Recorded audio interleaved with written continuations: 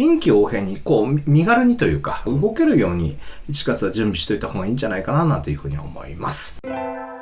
はいどうも、占い師の水森太陽です。今日も元気ですというわけで、今日はですね、2025年12月の最後の週の、年内最後かな、時事と、それから1月の、26年1月の予言の回になります。よろしくお願いいたします。よろしくお願いいたします。今年ももう終わりですね。そうですよ。メリークリスマスですよ。はい、そうなんですよ。これがね、収録してるのが22日なんですけど、アップされてるのが25日ということで。当時にとって、クリスマスにあげるっていう。いや、すごいですね。なんか占いっぽいですね。占いっぽいですわかんないですけど。おかしいんですけど。はい。ということで、今週もですね、予言会ということでございますので、予言会ではございますが、いつも通りですね、占いと自身の方をやりまして、で、その後12月の予言の振り返りをやりまして、で、その後1月の予言という流れでやっていきますので、今週も皆さんとご一緒できればと思いますので、よろしくお願いいたします。よろしくお願いします。はい。というわけで、占いカンセレーネ応援よろしくお願いいたします。もしよかったら高評価、チャンネル登録、コメントなどお願いします。コメント一応全部読んでて、なるべく返すように、最近しております。もしよかったら何か書き込んでくれると、嬉しいです。優しく。はい。ということで、引き続きよろしくお願いします。はい、よろしくお願いいたします。改めまして、12月の22日、ちょっといつもより早くですね、月曜日に収録しております。そして12月25日木曜日に問題なければアップされているはずでございます。それでは、行きましょう。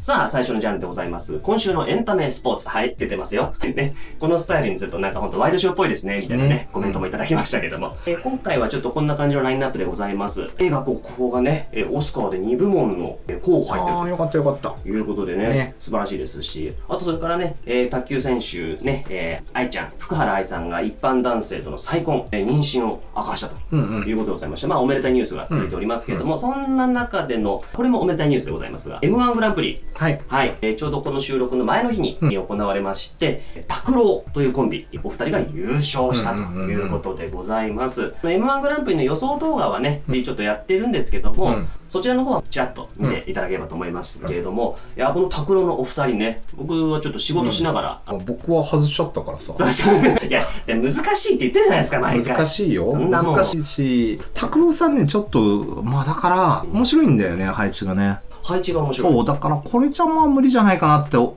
っちゃったのよ。そんな感じなの？星座がわかんない、まず、赤木さんの。なんか、ちょうど、切り替わり。そう。と、それから、木村バンドさんが外角かどうかがわからない。だから生まれた時間で、鳥の国だと思いっきり全然違っちゃうしっていうようなので、どっちだったんだろうな、みたいな。なるほど。外角だったらめっちゃいいから。ということは、もし今回優勝してるわけですから、外角と仮定すれば来年めっちゃいい。だからこれ難しいなって占い難しいなって思いました。でも本当ね、楽しい大会でございました。割と予測ギリギリ許してくらいの感じではあったんで、よろしくお願いします。でもね、本当なんかいい活躍をするんじゃないかっていうね、コンビに関しては本当にいい活躍だったと思いますよね。そのあたりちょっとよかったら見てください。はい、思います。さあ、なんてめでたいニュースがございましたけれども、こちらはちょっと悲しいニュースでございます。人気 YouTuber ヒカルさん、進撃のノアさんとの離婚発表でございます。人気 YouTuber のヒカルさんが19日自身のチャンネルを更新し、離婚しましたと題した動画を投稿。進撃のノアさんとの離婚をしたことを発表ということで、交際期間0日の0日婚として話題をさらったお二人ではございますが、およそ半年の結婚生活にピリオドを打ったわけでございます。ちょうどね、この0日婚の時に動画の中でも取り上げさせていただいたんですけれども、その時にちょっとなかなか大変な感じなんじゃないかっていうお話は実際ありましたもんね。だからちょっと、ある意味ではちょっとその占い通りと言ってしまうとね、ちょっとあれかもしれませんけども、なかなかちょっとうまくいかなかったのかなというところでございました。そうですね。だから空房の時期に結婚すると離婚しやすいみたいなのがあるらしいんですよね。統計みたいなの出したみたいな人もいて、本当かなとは思うけど、比較的その傾向は高いと。空房見ないっていう先生もいっぱいいらっしゃるので、天中殺とか大作会とかゲタスさんとかみんなそれです。で、2人とも空房なんですよ。で、空房の年の空房の月に結婚してるんですね。もう完璧。占いでわざわざここまでを見越して決めたんじゃないかぐらいの。逆にそうで、ヒカルさん今年天国地中って言ってパートナーとお別れとかしやすいタイミングで、多分11月7日から12月7日あたりは一番なんていうの、そういう葛藤みたいなのが激しかったんじゃないかなっていう感じで、ヒカルさん今年の10月くららいから、もう今年の下半期からだよね、ずっと運がちょっと微妙というか、バリューソードとかあの頃のサイクルに入ってくんで、まあお金は稼げてるだろうけど、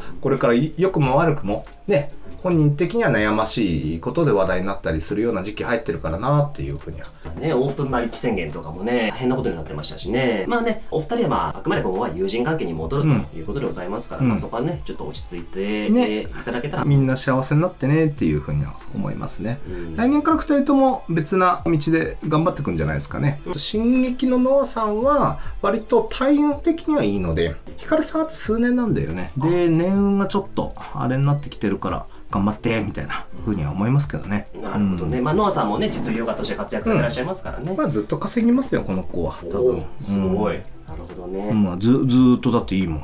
なるほどね。今後のご活躍に期待ですね。そういう意味ではね。そしてこちらはめでたいニュースでございます。バキドウ、グンピー、彼女ができたことを報告。おめでとうございます。お笑いコンビ、春と飛行機のグンピーがですね、彼女ができたことをですね、バキドウチャンネル、YouTube チャンネルの方で報告いたしました。動物の繁殖方法をクイズで学ぼうというですね、人気企画がございまして、これ10回もやってるんですね。これをやって、いやーこの企画のおかげで私彼女ができましたっていうのをエンディングで急に言い出して、周りにいるみんながポカーンとするという、光景だったんですけども、その後皆さんからおめでとうということで、大変なですね、祝福に囲まれたわけでございます。ね、お赤飯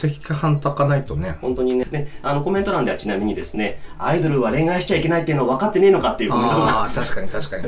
かに。なんていうのもあったんですけども、確かに卒業禁止な感じするね。ちょっとね、あるんですけども、よかったんじゃないかな。今年恋とか頑張りそうな年でしたよ。ビト数で見ると生まれた時間が分かんないけど天気星とかが正面に入ってるんで、結構そういうタイミングかなっていう感じもあるし、木のと羊であれですよ、岡田さんと一緒の時期なので、戦神で今ね、岡田准一さん、木のと羊なんで、今年ちょうど節目、特にこの人馬も持ってたりするから、ミ馬羊っていうような感じになるんで、タイミングとしてはおめでたい時期だったんじゃないかなと。空母ですけどね。だからさっきヒカルさんのところで空母の時期はみたいな話をしたんですけど、水を差したくないので応援してます。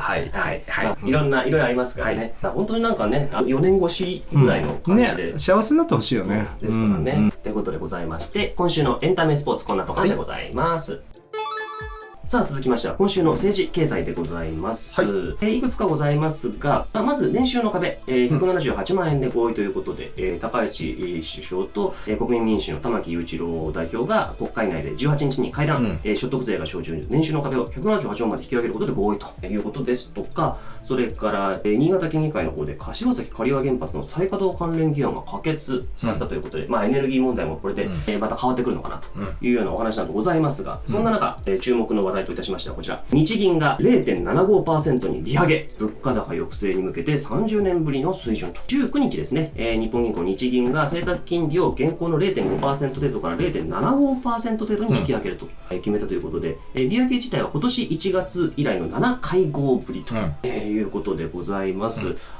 円安進行でね、物価上昇の加速懸念が高まっていることも判断を後押しということでございまして、0.75% まで達するのは1995年8月、当時皇帝部合なんていう言い方しました。以来の30年ぶりの高水準ということでございまして、これに伴ってですね、フラット35の限度額が引き上げられまして、現行の8000万円から1億2000万に上がったということでございまして、これでですね、金利上昇でちょっとこの住宅ローンの変動金利や企業向けローンの金利が上昇する一方で、家計や企業の預貯金の利息が増えるメリットもあるというところでございます。今ね、本当物価高も上がっているので、この判断が良い方向に進めばなというふうには思いますけれども、いかがでしょうか。いや、だから円高になってないよね。そうなんですよね。これが決まったのは19日なんですけど、今日が収録日が22ですから、3日経って、月曜日週明けとはいえ、ちょっとまだ株価の方はね、また改めて5万円台乗っかったりとかもあるんですけども、ちょっと怖いよねっていうか、だから円自体の価値が下がってきちゃってるとか、ドルの価値が下がっても円が高くならないっていう。なんかね、ちょっとね、そう、なかなか数十年ぶりに弱い円になってるんじゃないですかね。今回はこのトランプ関税のね、影響なんかもあったので、こうしていこうじゃないかという話に。だけど国債すりすぎたみたいなのもあると思いますよ。これ言うとそっか、積極財政の人に怒られるのが、別に僕積極財政なんですけど、まあいろんな原因があるとは思います。はい。だからお金の動きとかがあったりとか、まあさっきの178万の壁、これはまあ665万円以下の年収の人にとっては良かったよね。まあそうですね。キャップつけちゃったからね、つけない方が良かったんじゃないかなっていうふうには思うけどね。そうですね。このあたりはやはりちょっとそこでどうなんだというご意見もあるみたいですね。ということで、ございまして、まあこのねちょっとどうしてもね、物価が高くて大変だというお話はもう本当にずっと続いておりますので、まあ少しでもいい方向に進めばなというふうに思いますね。いや、年末の働き控えとかさ、そういうのがなくなるのはいいことだよね。まあ確かに、やっぱりこう178万円の合意に向けてですね、やっぱり頑張ってきたのは国民民主党玉木代表、ここに向けてなんとかね、連立の話とかもね、いろいろ出てきたわけですけども、玉木さんの今の運勢ってどうなんですかね。いや、まあ悪くはないですよ。月読みで言ったら微妙だから支持率とかは下げてるけど、来年再来年まではこの人勢いあるので、そっから先は新馬さんとかの方が勢いあるかなと思うんで、おっしゃってましたね。だからまあ今人生の中でも勝負どころだから頑張ってますよね。なるほどね。まあちょっとね、その先ほどのねキャップついちゃったっていうお話ありますけど、やっぱりここまで引き上げまでは成功しましたから、まだまだちょっとここから先ね、だからプロモーション続いてますよね。なるほどね。今回は玉木代表の方ね、占っていただきました。今週の政治経済のジャンルでございました。さあ続きましては今週の国際情勢でございますが、並べてみたらアメリカばっかりになっちゃったんですけど、アメリカ司法省がエプスタイン文書開示というところでね、黒塗りばっかりじゃないかみたいなね、のもあったりとか、そういうのもあるんですけれども、今回ちょっと注目したいところといたしましてはですね、この大麻関連、トランプ大統領がですね、大麻の連邦規制緩和を指示というところでございまして、18日ですね、マリファナ、大麻についてより規制の緩い連邦分類に移行させる措置を政権に指示する大統領令に署名したと。大麻をめぐって全米の法制度や商業環境を変え得る規制の見直しが浮き出したということで、医療だけじゃなくて、いろんなところでちょっとそういうね、部分で影響が出てくるんじゃないかというお話があるんですけども、これとで並行してですね、15日ですね、合成麻薬フェンタニルを大量破壊兵器に指定と。いやー、すごいですね、これね。麻薬対策を掲げて、中南米沖で大規模な軍事展開を進めて、ベネズエラに圧力を加えているというところで、先週か先々週ぐらいにもお話ししましたけども、またベネズエラ沖の公海上で石油タンカーの拿捕が行われているというところでございまして、合成麻薬を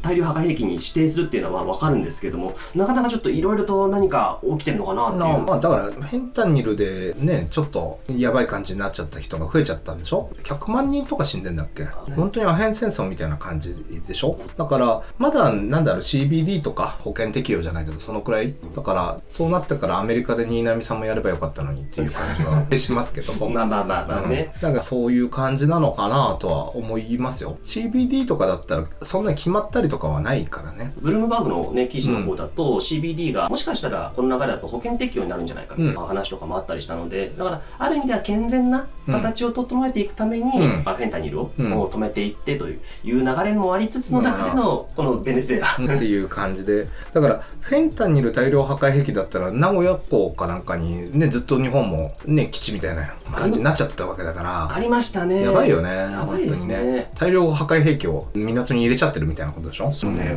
こうなってくるとやっぱりちょっと日本も対応を迫られるような流れも起きてもおかしくないですね。そう、ニコラス・マドゥロさん、ニコラス・マドゥロさん、ベネズエラの大統領占ってみました。どうでしたか。今仕事上の正念は今年1年っていう感じで、来年の2月3日までは相当試されるっていうような感じに見えます。実際起きてる事象はそうですよね。でそれが西洋で見た感じなんだけど、天王星がちょうどこの人一座の頭あたりに集中してるんですね、さそり座のはとか。だからちょうど天王星うろうろしてるんですよ。だから溝口さんとかと一緒で、1年くらいはちょっと来年の上半期くらいまではかなり不安定だろうななんていうふうには思いますけどね。結構危なっかしい感じの時期で、特に年末年始は何もないといいなとは思いますけどね。現状で起きてることが起きてることですからね、なかなか安穏とはしてられないのかなっていう気はしますね。ということでございまして、ちょっとね世界情勢本当にちょっと恐ろしいところもございますけれども、少しでもちょっと落ち着いてほしいところでは本当だね。いますね。はい、ということで今週の国際情勢でございました。占いと時事ニュースラウンドではラストでございます。今週のエクストラニュースということで、AI ですとかテクノロジーですとか今までのジャンルとは当てはまらないようなニュースをお届けするジャンルということで、新設いたしました。こちら、今パッと見ていただくと分かるんですけども、もう本当ね、AI とかテクノロジーっぽいニュースが並んでおります。例えばアメリカの NVIDIA がオープンソースの最新 AI モデルを公開ですとか、今ね、メモリがね、だいぶ高騰してる状態なんですけども。サムアルトも買っちゃったんだっけみたいな話が出てますね。高いですね。その直前にちょっと中古とか買ってたんで、なんとかはなりますけど、勘弁してっていうふうに思ってます。本当にそうですね。そして昨日ですかね、昨日の段階でですね、H3 ロケット、日本の H3 ロケット8号機の打ち上げが失敗。第2弾エンジンの燃焼が早期終了。早めにちょっとエンジンが終わっちゃったということで、失敗になったということで、JAXA の方では今対策。頑張ってほしいですね。宇宙ね、これからだから。本当にこれからですからね、行ってほしいんですけども、そんな中で政府、AI に1兆円投資。すごいよね。はい。高市早苗首相が19日、首相官邸で人工知能 AI 戦略本部の会議に、出席。AI の活用や開発に関する政府の方針となる初の基本計画を取りまとめた。首相は AI を作る官民投資を日本成長戦略における危機管理投資として力強く推進してほしいと話し、政府方針として AI に関連する施策へ国から1兆円投資すると表明したということでございまして、これ長期契約で見るとね、本当に3兆円規模になるんじゃないかというお話もございまして、政府専用 AI 現内の徹底的な活用などもね指示しているということで、平賀源内の現内、現内というのをね、政府の中のその AI としても活用していくぞという指示。まあそうじゃないと全部ぶっこ抜かれちゃうからね。もうそうですよね。相当洞察のレベル高くなってきてるから危ないし、だからある程度自前でやったりとか、かといってローカルだとちょっと性能低かったりするから、頑張ってやってほしいですよね。本当ですね。日本のね質の高いデータを生かして信頼性を備えた AI を。本当ロボットとかで負けたら終わっちゃうからね。日本のロボット AI じゃないけど、そのものづくり AI みたいなところ全部ぶっこ抜かれたらもう終わりですよ。やっぱりものづくりって日本のね、やっぱり基本みたいなところありますからね。やっぱそこは大事に育てていってほしいですね。で、もう一個ですね。これちょっとね、水森さんから僕振ってもらってですね、そうなんだっていう感じのニュースだったんですけども、ランウェイというところはですね、初の AI ワールドモデル GWM1 を発表ということで、これリアルタイムでユーザーの指示に応答してカメラ位置に依存しない一貫性のあるシーンを生成する一般世界モデルであるワンファミリーを発表したと。ワールドモデルですよ。ワールド世界モデル。世界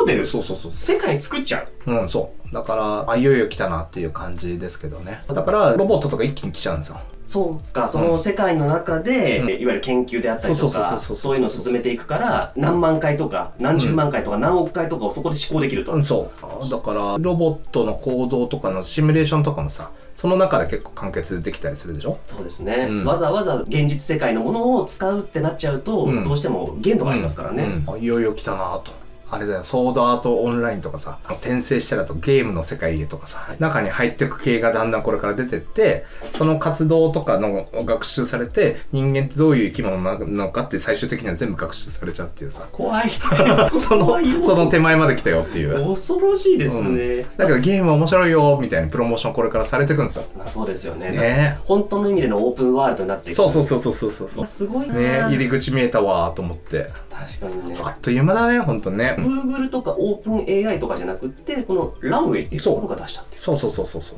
コツコツやってたんだよ。なんですね。で、だから世界モデルをやるためにそもそもやってたら動画生成できたよみたいなのがそれだったから。プラスアルファってサブ的な。世界モデルがないと世の中がどうなってるかっていうさ、その常識みたいなところが分かんないで、どっかりだけで勝負したでしょって。だから AI もう一段進化する。今直前っていう感じだよね。指数関数を感じる。というところですがね。はい。ということで、今週のエクストラジャンルでございました。占いと時事はここまででございます。はい。さあ、ここからは予言のコーナーでございます。はい。まずは12月の予言の振り返りでございます。12月にどんなお話があったのか、12月どんな流れがあったのかをですね、ちょっと振り返っていければと思うんですけれども、まず、12月の予言、こんなことをお話ししてました。右にポンと出ております。はい。こんな、出ております。まず11月の終わりから12月頭は、物を言いづらい雰囲気、それから米中内部でガタガタしてさ、それから11月の下旬から12月7日までに関して不安になることが続きそうというようなお話をしていただいておりました。この時期ですね、中国のレーダー照射の事件がございまして、日中対立もそうですけども、アメリカの方もね、やっぱりこれに対して意見を出していきたいとなったの。そうで、駆け引きがあったみたいです。なんかこう、右も左もてんやわんやだったよね。いや、本当ですね。アメリカは中国の味方をしてるぞとか、やっぱりアメリカは日本の味方をしてくれたみたいなさ、もうそういうのやめてみたいな、お互いさみたいな感じだったよね。いや、本当ですね。何やってるか分かんないような感じは若干あったよね。ありましたね。ちょっと危ないし、だから結局ねそのアプリとかで指示を従うようにみたいな感じだから、なんとか動員法みたいな感じとかさ、駆け引きみたいなの今すごいよね。そうですね。だから本当に情報戦じゃないですけど、ね、認知戦ってやつですかね。なってきてるなと。不安になることっていうことで言えばね、いろんなニュースとかもありましたけども。そうね。だから物言えないみたいな関連のニュースあったけど言わない。なんかねちょっとやめよう。具体的にはちょっとね、触れづらいところでございます。いろいろありましたねというところでございます。で、よいしょと。12月でございますけれども、引き続きこんなでしたね。12月7日からは国と国民のスタンスに図で国から政府などがあるんじゃないかというような話とか、12月6日から25日日食っぽい出来事、最初は外交の交渉で、12月13日から25日が交渉がこじれるけれども日本はそこまで悪くないんじゃないかみたいなお話、それから12月25日前後、これはちょっとまだ来てないですけどね、このちょうど動画がアップされてるところでございますけども、緊張感があって、まあでも相場はなんか派手に動くんじゃないか、それから12月は正義の対立や分断がありますよ、政府が若干強いかもねみたいなお話、こんなお話をしておりました。そうですね、ちょっと具体的にこれっていうのもなかなかあれなんですけども、やっぱ高市首相の動きというのが非常にですね、強気というかしっかりとした動きをしていることに僕はですね評価されているといいますか、実際、今日の時点といいますか、昨日一昨日ぐらいのですね段階で支持率がもう 70% 前後、ね、本当かね。まあ一応そういうふうに出てますね。だからそこら辺はねいろんなお話がありますけれども、そうですね、一応動画の中で、ちょっとそれは面白くないと思う方々もいらっしゃるんじゃないかな。言ってた。だからね、水面下で米中がガチャガチャやっててっていう話をね、なんか高市さんのことをよく思わない人はガチャガチャ言ってんじゃないかみたいな感じでは話してたから。ありましたね。最近ですと核保有発言。そうだあったね。だからそれニュースじゃん、どっちかっていうとね、どっちかというと本当ニュースなんですけどもそうなんですよねみたいなのもありました。だからまあそこら辺も含めてちょっとやっぱり面白くないと思う人はいらっしゃったのかな。核保有だけは嫌なのはね、今の中国とかは嫌なんじゃないのかなとは思いますけどね。戦略ちょっと変えなくちゃいけないからね、っていうところもあるのかなというところで、やはりちょっとまあそんな中でもですね、日本と中央アジアのなんか会議とかもね、あってきちんと話がまとまってみたいなところもあったりしますから、やっぱりちょっとこの高市政権自体はやっぱりやることをしっかり進めていくみたいな流れなのかなみたいな。そんなこともないよ。そんなこともない、そんなこともないって僕は見てますけど、じゃあウクライナとかトランプさんとかさ、ロシアさんとかはさ収めようと今してるわけでしょ。確かに。で EU がまだ続けたいわけじゃない、戦争はどうも口ぶりからすると。で、まあそれ EU 側についてるからね、日本って。なるほどね、これ難しいところですね、なかなかまあちょっと日食っぽいっていう感じです、だから見えないよね。いろんなニュースとかあるけど、見えないし、結局さ、その華僑的なロビーがどんな争いとかを作りたいのかなとか、アメリカとかのじゃあトランプさんに対立してた人たちが今じゃあ元気ないのかって言ったら全然水面下でガンガン動いてるから、どっちかっていうと日本はそっち側に巻き込まれてるように僕には見えてるけどね。なるほどね、これねやっぱりこう皆さんが普段見てるテレビとかねニュースの流れというのと、実際のちょっと動きっていうのがどうなのかっていうところね、まあ大変なんだろうなとは思いますけどね。来年になるとちょっと見えてくるんで、ただ春分あたりまでは多分大丈夫だと思うんだよね。でそれ以降はちょっと注意かなって、思っていますと。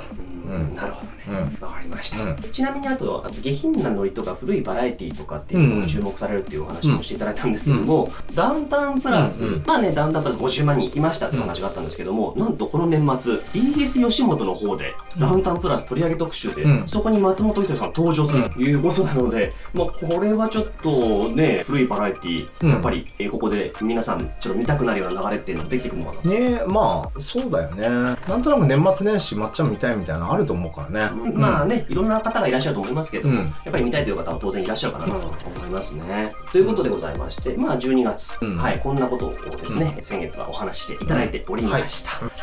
さあこれを踏まえまして、いよいよ1月の予言に行きたいと思います。さあというわけでございまして、改めまして1月の予言のパートでございます。1月一体どんなことがあるんでしょうか。お願いいたします。クリスマスくらいからインド占星術で見ていて、続きっていう感じですね。12月の流れ、12月25からいろいろ変わっていくよみたいな話を、この日の夜あたりからなんですよね。ここがとりあえずお金に関して多少は動くかなっていう気はしますけどね。お金、土星と火星の影響が結構強いので、その流れが1月3日まで年末年始ですね。で海外の影響とか結構受けるのかななんていうふうには思っています。ただそこまで大きいかっていうとそんなんでもないかなと。で1月3日から、これもインドで見てるんですが24日23日あたりまでっていうのはやっぱりね、ここも海外の情報とかちゃんと見てなくちゃダメで、お金に関してある意味バブルっぽくなったりとか、そういう時期なんですよね。で、なんだろうな、日本若干置いてきぼり感があるかなと。置いてきぼり若干ね。だけど何か海外の方でいろいろ変わっていくっていうのはあるかなと思います。で、その中でもいろいろ星に配置があって、1月4日あたりはなんかそういうのでニュースになって、日本でもなんか気づくようなことが出てくるんじゃないかなとか、あとはね、7日8日9日あたりって火星と金星と太陽がヤギ座でコンジャンクションしてるんですよ。で、コンジャンクション重なって見えるみたいな。太陽の周りだから見えないけどね。金星火星ってエンターテインメントとか金星とかと、火星って軍とか攻撃みたいな感じでちょっと派手にアクティブなエネルギーみたいなのが動いてる時なんですよ。で、ヤギ座って結構現実的なところでいろんなことが決まってくんじゃないかと。で、日本人はこれ嫌じゃないかなと思うからウクライナとかまとまるのかな。なるほどね。俺はいいことだと思うんだけど、思ってたのと違う方向に行くのかなって、もう終わってるんだけどね、ほとんど。だけどそこら辺がなんか落としどころ見えてくるのか、なんか日本人からすると微妙って思うようなことが起きてそうだけどっていう感じで、1月全体的に上旬も中旬もエンタメ系じゃないけど派手なニュースとかは出やすい時期ですよ。これはもう必ずしもエンタメとは限らず、もういろんなところで目立つうわーっていうニュースが多くなるんじゃないかと。そうで、東洋で見ていくと土のと牛の月だから、で1月5日くらいから2月3日とかでしょ。でこの辺は僕は日本にとっては逆に海外がいろいろ動くから、それを勉強するような時期じゃないかなと。なるほど、海外での動きを見て、日本はこうだったんだっていうのを学び、そうだから年末年始とかはよく分かんなくて嫌な気持ちになってる人もいるかもしれないんだけど、だんだん見えてくるんですよ。1月3、4、5あたりからかな、だんだん見えてきて、こうなってんだとかいろいろ自分たちの知識みたいな修正していくような月だと思うんですよね。今までやっぱりちょっと日食っぽい動きとかね、12月もありましたけど、そこからこうパーッとある意味は開けていくというか、分かってくるっていう感じなんですかね。特に1月10日から11日とか木星と、さっき言った火星金星太陽、これがオポジション反対になるんですね、ちょうど星座的に。でその間を月が通過10日の夜とか、して、これが、90度の角度なんで T スクエアみたいな感じになるんですよ。これは結構だから世界的なニュースとかなんかそういうのがあるのかななんていうふうには思いますけどね、この辺って。世界的なニュース、どういう内容なんでしょう。日本もね結構悩ましいタイミングになるんじゃないかなと思っていまして、要はセンセーショナルな報道みたいな、戦争が始まりましたとか、AI とか明るい方だったら AI とかかもしれないけど、センセーショナルなの結構増えるんですよ。それの極めつけみたいなのがこの辺にあるのかなと。なんとなく日本にとってちょっと微妙なくらいのことだと思います。でそういうのもあるからいっぱい勉強していくっていう感じですよね。なるほどね。ド派手にドーンとでかいニュースがあって、悩ましいニュースがたくさんあるからこそ、本当はこうだったんだなとか、こうしていかなきゃいけないんだなとかでも、分かってくるんじゃないか。そう。なるほど、だからなんとなく間接的に影響があるみたいなのが結構多いっていうか、それが1月の半ばの流れで、で一応災害とか日本にとってあんまり良くないことあるとしたら1月の末くらい。ただ2026年は一番は7月の頭とか12月の頭くらいだと僕は思っていますと。でもし何かあるとしたらね、27日に海王星がお羊座に入って、あとは28日冥王星とか火星がねちょっと日本にとって微妙な角度でコンジャンクションしてたりするので、間接的にいろいろ月末っていうのは荒れるのかななんていうふうには思いますね。で受信とかだけ一応見ますか。じゃあ暖液で見ていきます。災害とか大丈夫なんじゃどうなんだろう。微妙ですけどね、ちょっと強いなっていうことと、東京より東とかだからどうなんだろうね。千葉とか茨城とかっていう感じなんですかね。そんなに強いかなっていう感じですね。なんかあったとしてもね、この時期かなとは思いますけど、ちょっとだけ警戒しといてくださいっていう感じかな。なるほどね。少し警戒とね、実際災害ありましたら自治体の指示などに従っていただければと。はい。災害とかも心配なんだけど、とりあえず時代の節目なんですよ。1 1月の27日に海王星がお羊に入るんですけど、もう魚座に戻ることはないですと。だから新しい時代が始まっていくよって。これで2月になると土星も来るし、天王星の逆行も終わりますし、東洋でも日の山になっていくんで、ちょうど節目に月末あたりになっていくなということなんで、なんだろうな、価値観が変わっていく最中なので、臨機応変に身軽にというか動けるように1月は準備しておいた方がいいんじゃないかなというふうに思います。なるほどね、1月の予言ね、本当に学びみたいなお話がね、ずっとありましたから、ちょっと変化の前のしっかり学び、そうですね。だからそういう風になったんだとか修正していかないと大変ですよ。だって利上げしてもさ円安ですから、はい、なかなかね、大変な時代でございますので、何かの参考にもしよかったらしていただければと思います。ここまで1月の予言でお届けいたしました。はい。というわけでございまして、12月最後の占いと時事、そして1月の予言ということでお届けしてまいりました。いやー、ちょっと年末年始もね、なかなかいろいろありそうですね。2年前に比べたら、確かにね、というところではございますので、今後もね、ちょっと引き続きですね、いろいろなニュースとかね、ちょっとチェックしてですね、気をつけていただければと思います。はい。そしてこのチャンネルもね、引き続き見ていただければと思いますので、本当よろしくお願いします。はい。いろんな動画が上がってると思います。2026年の運勢っていうことで、ランキングだったり、12星座ごとだったりとか、あとは時事の予測とか大予言スペシャルですよね。ゲストに増形先生とかチャズ先生とかスピカ先生とか立花先生勢揃いでお送りした番組もありますので、よかったらそちらご覧くださいと。で、時事ネタ2025年になって始めてみたんですがね、1年経ってないけどどうでしたでしょうか。需要があれば結構続けていきますので、来年もよろしくお願いいたします。それでは最後までご視聴ありがとうございました。チャンネル登録、高評価、ハイプ、コメントお願いいたします。そして、来週は一応大きなニュースがなかったら、元日なんでお休みです。はい、ということでまた、年明け2週目から、お会いできたらと思います。それでは良いお年をお迎えください。またね。